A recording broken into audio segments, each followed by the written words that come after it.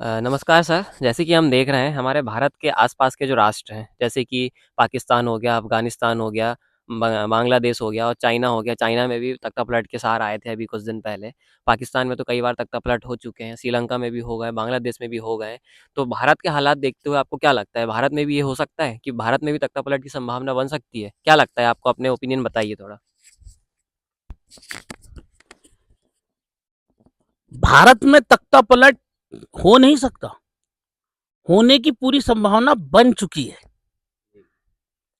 आज भारत के लगभग लगभग सभी प्रांतों में एक वार जोन टाइप चल रहा है।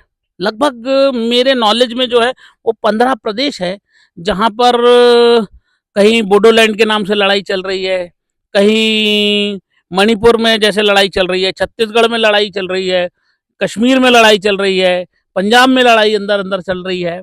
और एक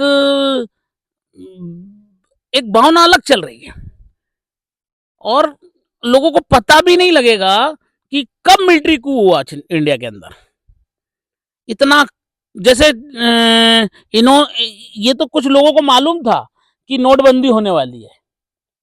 जो इनके आपसी मंत्री थे, नेता थे, इन लोगों को, कुछ लोगों को मालूम था। पर जब देश के अंदर मिलिट्री कू होगा या जनता अराजक होकर एकदम से सड़कों पे आएगी तो मुश्किल से 2 या 500 लोग सदन या पीएमओ तक पहुंचेंगे और उसी with in a minute social media के माध्यम से कहो, चाहे किसी भी माध्यम से कहो, विद इन अ मिनट लोग सड़कों पर निकल आएंगे। लोग आसपास पूरा एक वातावरण क्रांति का हो जाएगा और एक नया रिवोल्यूशन आ जाएगा। और उस रिवोल्यूशन के बहुत अच्छे परिणाम भी हो सकते हैं। देश में सुशासन व्यवस्था भी आ सकती है, जातिवाद खत्म हो सकता है, समता आ सकती है, एक राजनीतिक व्यवस्था बदल सकती है। एक ऐसी नव निर्वाचित व्यवस्था पैदा हो सकती है जो हो सकता है कि हमारी जो भीड़ तंत्र जो लोकतंत्र के नाम से चलता चला आ रहा है वो उससे कई गुना अच्छी हो। या हो ये भी हो सकता है कि एक तानाशाह बैठ जाए, एक पाकिस्तान जैसे हमारे हालात हो जाए, मुशर्रफ जैसा कोई तानाशाह बैठ जाए, नवाज शरीफ जैसा तानाशाह कोई बैठ जाए, बिलावल भुट्टो जैसा कोई बैठ जाए या जियाउल हक जैसा कोई बैठ जाए। ये भी हो सकता है। या ये भी हो सकता है कि हम सर्वोच्चता के उस शिखर को छू लें जहां समता की अवधारणा हो, जहां 16 तरह की जिस जलवायु जिस देश में एक समान जनभावना को लेकर बहती है। इस देश में 16 प्रकार की जलवायु, वो किसी व्यक्ति विशेष में या किसी प्रदेश के व्यक्ति में फर्क नहीं करती। वैसे ही हमारी 36 बिरादरियां एक समता की अवधारणा में बह जाएं, एक समता के साथ इस जीवन को प्राप्त करने की ओर अग्रसर हो जाएं। कोई छोटा ना हो, कोई बड़ा ना हो, कोई अगड़ा ना हो, कोई पिछड़ा ना हो।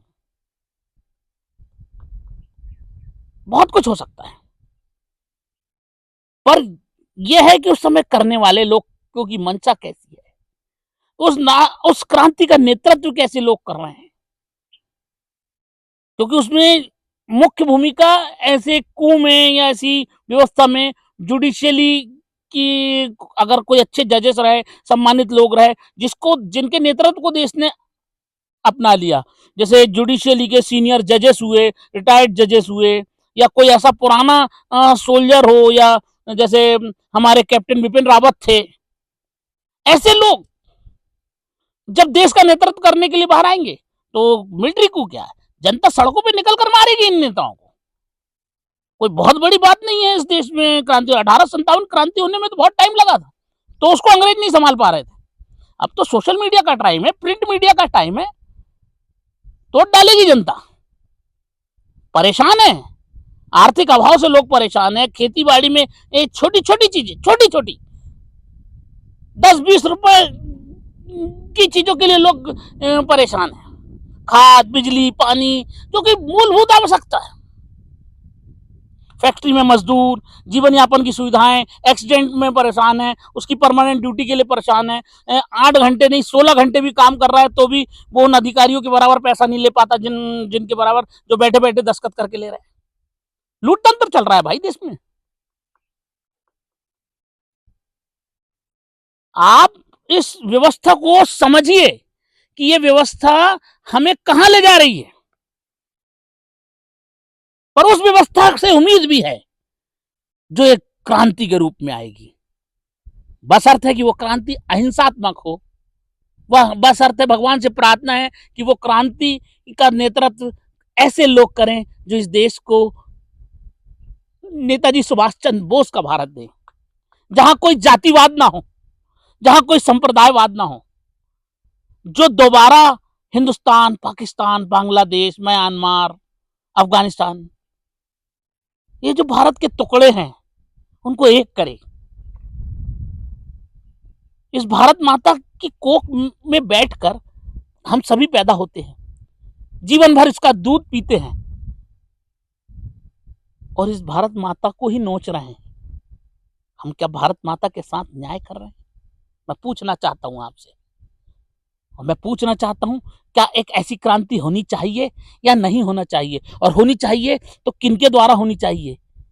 क्या इन भ्रष्ट नेताओं के नेतृत्व में होनी चाहिए, या एक नए जनवादी लोगों का आना, नए मानवतावादी लोगों को हमें स्वीकार करना चाहिए? क्या हमें मिलिट्री शासन को बोलना चाहिए कि मार्शल लॉ लगाओ साहब, बहुत हो चुकी सियासत, अब तो मिल जाओ यारों, मिलकर कुछ इतिहास ऐसा रचो कि आने वाला नया इतिहास रचाओ यारों। जय हिंद, जय भारत। आपका साथी गगन चौधरी।